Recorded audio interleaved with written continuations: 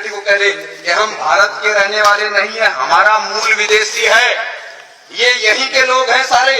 अगर ये मजबूत हो गए तो कभी भी हमें यहाँ से हटा सकते हैं, क्योंकि हमने अंग्रेजों को यही कहकर के हटाया है कि अंग्रेज विदेशी है, इसलिए विदेशी अंग्रेजों वापस जाओ। तो जब तक ये लोग कमजोर रहेंगे, मैं नहीं कह रहा हूँ, खुद पंडित जवाहरलाल नेहरू ने अपनी किताब में लिख रखा है, वहां से पढ़ करके मैं बोल रहा हूँ, बाबा साहब ने भी सारा पूरा धजिया उखेड़ी है इनकी। इसके अलावा एक किताब लिखी महापंडित राहुल साकरदेन, ब्राह्मण, बहुत बड़ा विद्वान था, उसने लिखी ओल्गा टू गंगा। ओल्गा नदी रूस में, गंगा नदी भारत में। उस किताब में पूरा वृत्तांत है, पूरे डायलॉग है, उसके अंदर प्रमाण दिए गए, लिखा गया। उसमें क्या लिखा कि किस तरह से आर्य ओल्गा नदी के तट से चलकर गंगा नदी के तट तक कैसे कैसे पहुंचे, उसमें लिखा हुआ है।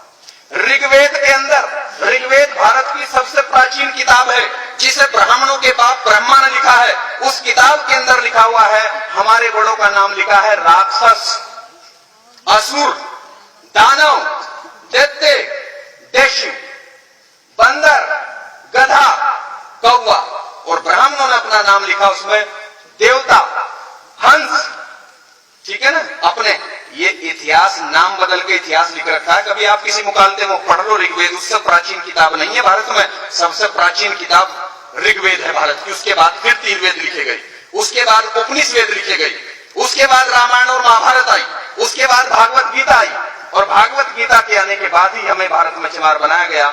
उससे पहले केवल 4 वर्ण थे, ब्राह्मण, क्षत्रिय, वैश्य और शूद्र, 4 वर्ण थे। जाति बाद में बनी। इसलिए सम्मानित भाइयों, युद्ध में तो हम जीत गए, युद्ध में तो हम लोग जीत गए, लेकिन वो जो आर्य थे उनके 3 नेता थे। एक का नाम था ब्रह्मा, दूसरा विष्णु और तीसरा महेश। उन्होंने मीटिंग की और मीटिंग करके उन्होंने कहा कि युद्ध लड़कर हम इनके साथ कभी नहीं जीत सकते, इनके साथ मिल करके छल कपट करेंगे, तभी जाकर के हम इस देश पर कब्जा कर सकते हैं। उनके खुद के देश में अकाल पड़ गया था। अकाल किसको कहते हैं? अगर आज बारिश शुरू हो जाए और 3 महीने तक बारिश पड़ती रहे शुक्र ताल के आसपास, तो यही अकाल है, खाने पीने की चीजें खत्म। तो उनके देश में अकाल पड़ गया, औरतें, आदमी, बच्चे सब मरने लगे। तो वो भारत की तरफ चले, उन्हें पता था कि इस देश से सीधा आदमी कहीं का नहीं। इसलिए सम्मानित भाइयों, उन्होंने कहा कि भाई इनके साथ मिलकर होगा काम, ऐसे नहीं चलने का। तो वो लगभग 5-6 हजार लोग आए थे घोड़ों पर बैठ करके, और उनके साथ मुश्किल से 40-50 लड़कियां थी, और उन लड़कियों में सबसे सुंदर लड़की थी पार्वती।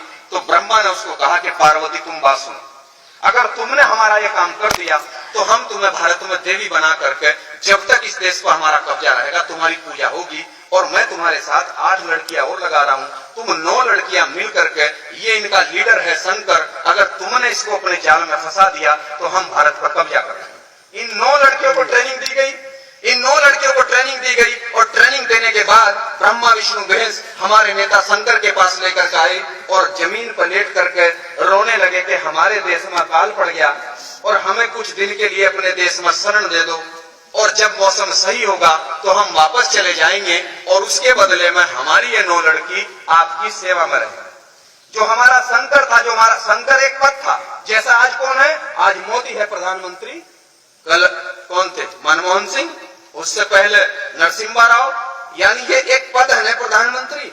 तो उस समय हमारा द्रविड़ संस्कृति में, सिंधु घाटी की सभ्यता में हमारा एक पद था शंकर। शंकर कोई एक आदमी था, हमने वो नेता चुन रखा था अपना, वो था, अगर दिक्कत होगी तो फिर दूसरा बना लेते थे। तो उसने कहा भाई ठीक है, चलो मैं आपको टाइम दे रहा हूँ, 6 महीने भारत में रह लो, जब मौसम सही होगा वापस जाना पड़ेगा। तो वो जो 9 लड़कियां थी, वो घूमने के बहाने सिंधु घाटी के बॉर्डर से हटाकर, उन्हें अफगानिस्तान से हटाकर चीन के बॉर्डर की तरफ लेकर आई घूमने के बहाने, और उन्होंने यही हमारे पड़ोस में सारा काम हुआ। इस शहर का नाम भी लिखा महाभारत कालीन, क्योंकि कहीं आसमान में महाभारत नहीं है, सब यहीं की कहानियां हैं। हमें गुलाम यहीं आपके बराबर में बैठ कर बनाया गया। चीन के बॉर्डर से पहले है हरिद्वार, और हरिद्वार के नीचे है कनखल, उसी का एक छोटा सा कस्बा, उस समय गांव रहा होगा कभी। तो वहां पार्वती ने डेरा डाल दिया शंकर के साथ, और भांग धतूरा शराब और गांजा पिला करके इसको पागल कर दिया। और इस तरह से जब आर्यों को यह पता लगा कि हमारी लड़कियों ने काम सही कर दिया, तो उधर से आर्यों ने अपना घेरा डाल दिया। इस देश का नाम जम्बू द्वीप था, उन्होंने इसका नाम बदलकर तुरंत कर दिया आर्यव्रत। व्रत का मतलब होता है घेरा, यानी यानी आर्यों ने घेरा डाल दिया। घेरा तो डलेगा ही जब जिस देश का नेता ही बेईमान उनके चक्कर में फंस गया और उनको शरण दे दी भारत में, और उसने अपने इतिहास को पढ़ने की कोशिश नहीं की, इस चक्कर में उन्होंने भारत में कब्जा कर लिया। कब्जा करने के बाद उनकी फिर मीटिंग हुई। हम लोग तो साल में एक बार आते हैं, और ये मैं आपको बता रहा हूं कि अगर आप रोजाना बैठ करके इस तरह से बात नहीं करोगे गांव गांव में, तो 5-4 साल का समय है आपके सामने, मैं उसको रखूं आपके सामने। लेकिन पहले मैं ये कहानी आपको जरूर बताऊंगा, क्योंकि हमारे अनपढ़ तो छोड़ दो, जो पढ़े लिखे लोग हैं उनको समाज का पता नहीं है। उनको जिसने जो कह दिया, कोई दलित बताता है हमें, कोई हरिजन हमें बताने लगता है, कोई हमें नीच बताता है, और ब्राह्मणों ने सारी किताबों में हमें शुद्ध लिख करके नीच लिख रखे हैं। तो जब तक हम इसका विरोध नहीं करेंगे तब तक तो ये ऐसे ही चलती रहेगी परिपाटी। हम क्यों माने, देश हमारा है। हम तो इस तरह से, जब ये अंग्रेजों के खिलाफ आंदोलन चला सकते हैं तो हम इनके खिलाफ आंदोलन चलाएंगे कि देश हमारा। पूरी दुनिया का ये कानून बना हुआ है, हमने पढ़ा है, यूएनओ का कानून है, संयुक्त राष्ट्र संघ का कानून है कि कोई भी विदेशी किसी देश में केवल रह सकता है, नौकरी कर सकता है, कारोबार कर सकता है, लेकिन हुकूमत नहीं कर सकता। और ब्राह्मण भारत के अंदर हुकूमत भी कर रहा है, और धर्म का सारा काम भी उसने, सारी ठेकेदारी उसने ले रखी है, सारा कारोबार उसके पास है। जब कानून ये बना हुआ कि वो राज नहीं कर सकते, तो फिर इस देश पर राज कैसे चल रहा उनका? वो हमारी बेवकूफत और हमारी मूर्खता में चल रहा है कि जितने महापुरुषों ने आंदोलन चलाया, हम अपने आजादी के आंदोलन को छोड़ करके भक्ति के आंदोलन में शामिल हो जाते हैं, और इस तरह से वो भक्ति के चक्कर में हमारा सत्यानाश कर देते हैं। क्योंकि भक्ति का मतलब, भगत का मतलब हिंदी में होता है दास, और उर्दू में भगत का मतलब है गुलाम। और हमारी लड़ाई है मुक्ति यानी आजादी की लड़ाई। ये जो भक्त शब्द है और भक्ति है, ये तो ब्राह्मणों का शब्द है। अगर गुरु रविदास जी की जिस किताब में ब्राह्मणों की मिलावट ना हो, एक भी किताब आप मुझे ऐसी दिखा दें जिसका कोई राइटर ब्राह्मण ना हो, तो मैं आपका गुलाम बनने को तैयार हूं। क्योंकि मेरे भाइयों, उनका आंदोलन मुक्ति का आंदोलन था, आजादी का आंदोलन था। ज्योतिबा फूले का आजादी का आंदोलन था। ज्योतिबा फूले सैनी थे बिरादरी संभाली, उनके आंदोलन को काउंटर करने के लिए उन्होंने आंदोलन चलाया, मुक्ति का आंदोलन, सत्यशोधक समाज बना करके। तो एक ब्राह्मण था, उसका नाम था दयानंद सरस्वती, वो टंकारा का महाराष्ट्र का ब्राह्मण था। उसने तुरंत 50 ब्राह्मणों की बैठक बुलाई। उसने कहा अगर ये सैनी का लड़का पूरे देश में ऐसे समझा देगा तो हम तो 3% है, ये ज्यादा लोग इकट्ठे हो जाएंगे, एक तरफ सारे लोग इसके साथ चले जाएंगे। उन्होंने कहा तुरंत आर्य समाज बनाओ। उन्होंने आर्य समाज बनाया और ब्रह्म समाज बनाया, और भारत में आंदोलन शुरू कर दिया। हमारे लोगों ने ज्योतिबा फूले का जो सही आंदोलन था, हम आजाद दिलाने वाला, उसे छोड़कर आर्य समाज के आंदोलन में शामिल हो गए। हमारा आंदोलन काउंटर हो गया।